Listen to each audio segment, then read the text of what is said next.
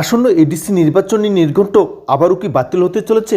অতি সম্প্রতি রাজ্য নির্বাচন কমিশন যে বিজ্ঞপ্তি জারি করেছে তাতে আগামী 13ই এপ্রিল এডিসি নির্বাচন অনুষ্ঠিত হওয়ার কথা।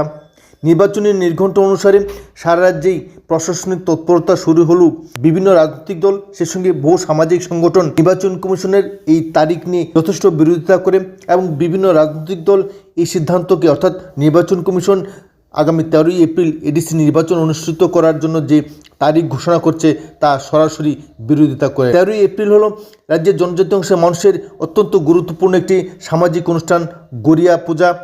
এই গড়িয়া পূজাকে কেন্দ্র করে রাজ্যের জনজাতি অংশের মানুষ যখন আনন্দ উৎসবে মাতোয়ারা হওয়ার কথা, ঠিক তখনই রাজ্য নির্বাচন কমিশনের পক্ষ থেকে একই দিনে নির্বাচনের ঘোষণা দেওয়া হয়।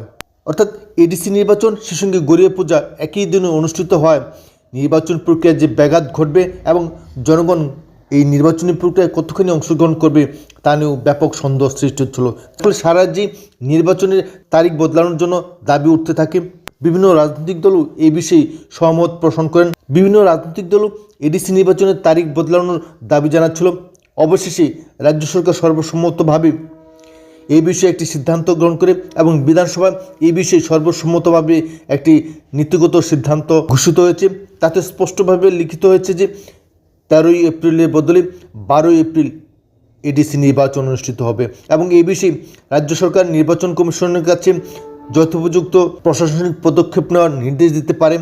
ইতিমধ্যেই আসন্ন এডিসি নির্বাচনকে কেন্দ্র করে সারা রাজ্যেই রাজনৈতিক উন্মাদনার সৃষ্টি হলেও নির্বাচনের তারিখ নিয়ে যে জটিলতার সৃষ্টি হচ্ছে তা রাজ্য সরকারের এই সিদ্ধান্তের ফলে অতি শীঘ্রই অবসান ঘটবে বলে মনে করছেন রাজনৈতিক বিশেষজ্ঞরা। তবে এখন দেখার বিষয় রাজ্য নির্বাচন কমিশন এডিসি নির্বাচনের তারিখ সংশোধনের পক্ষে কতখানি সহমত পোষণ করে কিংবা এই বিষয়ে অতি দ্রুত বিজ্ঞপ্তি জারি করে কিনা, সেদিকে তাকিয়ে রয়েছেন এডিসি এলাকার জনগণ।